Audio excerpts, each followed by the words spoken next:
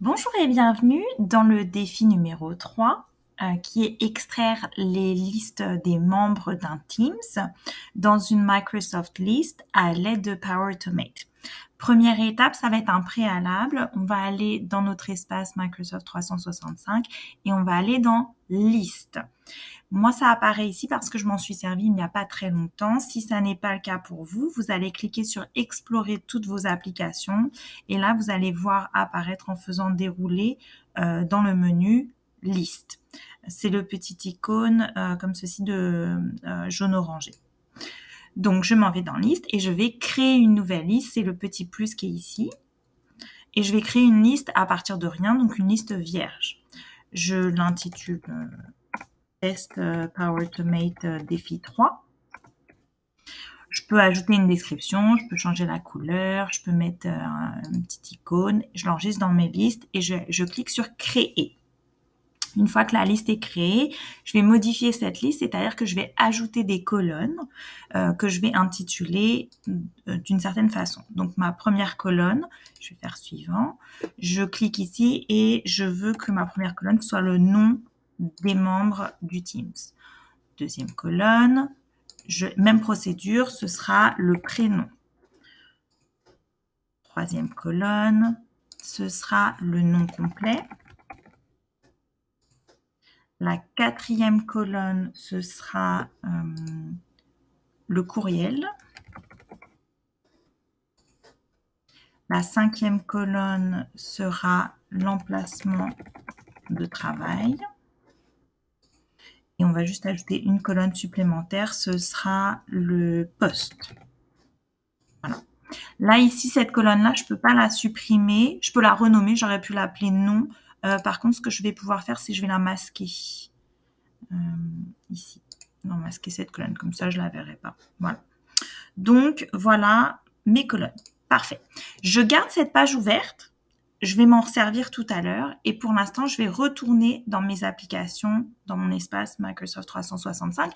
Je vais recliquer sur la gaufre en haut à gauche et maintenant, je vais m'en aller dans Power Automate. Alors, même chose, moi, ça apparaît ici parce que je m'en suis déjà servi, mais si vous, c'est la première fois, vous allez aller dans Explorer toutes vos applications et même procédé, vous allez chercher le petit icône bleu de Power Automate.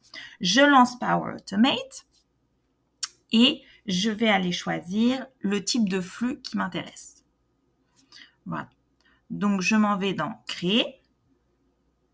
Là, je vais choisir un flux instantané. Et ça va être la première option. Je vais vouloir déclencher ce flux manuellement. Là, je fais Créer. Maintenant, je vais devoir faire une petite recherche. Donc, je vais aller sur Nouvelle étape. Et là, je vais chercher dans Groups. Et je vais choisir Office 365 Groups. À nouveau, je vais faire une recherche parce que ça va plus vite. Je vais chercher dans Répertorier. Excusez-moi, je n'ai pas mis d'accent. Répertorier les membres du groupe. Comme ça c'est l'action que je veux déclencher. C'est parfait. Maintenant, on me demande quelle est l'identité du groupe, en l'occurrence, quel Teams je veux répertorier. Donc là, maintenant, je vais aller choisir le Teams en question où je veux extraire les membres du Teams. Alors, on y va pour le Teams récit local. C'est un Teams où il n'y a pas énormément de personnes, mais je vous montre la procédure pour des Teams où il y aurait plus de monde. Voyez ici, vous avez O, c'est-à-dire c'est le nombre de membres du groupe à récupérer.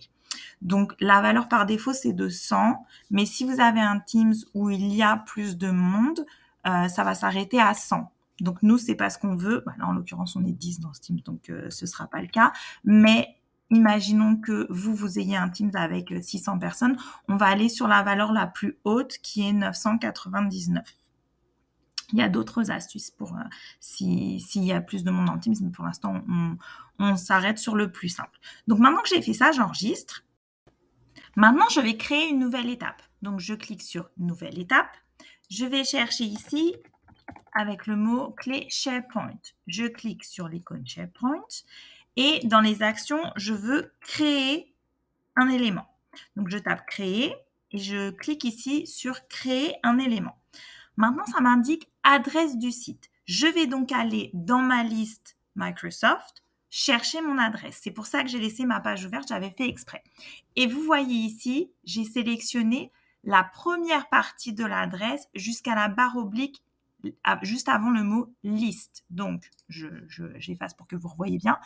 Ici, depuis le HTTPS jusqu'à la barre oblique, c'est cette adresse-là que je veux sélectionner, barre oblique incluse. Donc, je copie. On fait attention, liste, j'en veux pas. C'est avant ce qu'il y a liste, y compris la barre oblique. Et là, je vais coller, je vais entrer une valeur personnalisée parce que mon adresse est un peu longue. Et ça va me proposer, si je tape nom de la liste et que je fais défiler, normalement, je vais retrouver, voilà, test Power Automate, défi numéro 3.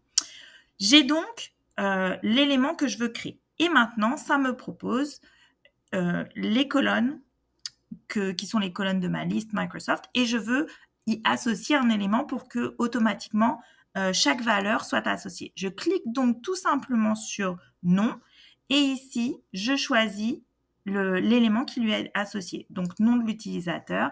Et vous voyez, ça m'indique ici value, ça veut dire que ça a sélectionné, enfin, ça a créé comme une boucle, une loupe, qui fait que pour chaque élément, par contre, il faut que je le fasse manuellement, ça va me mettre dans ma liste, ça va extraire chaque chose que je veux dans la bonne colonne exactement. Donc, on va répéter l'action pour chacun des éléments ici. Prénom, je vais faire dérouler, je veux le prénom.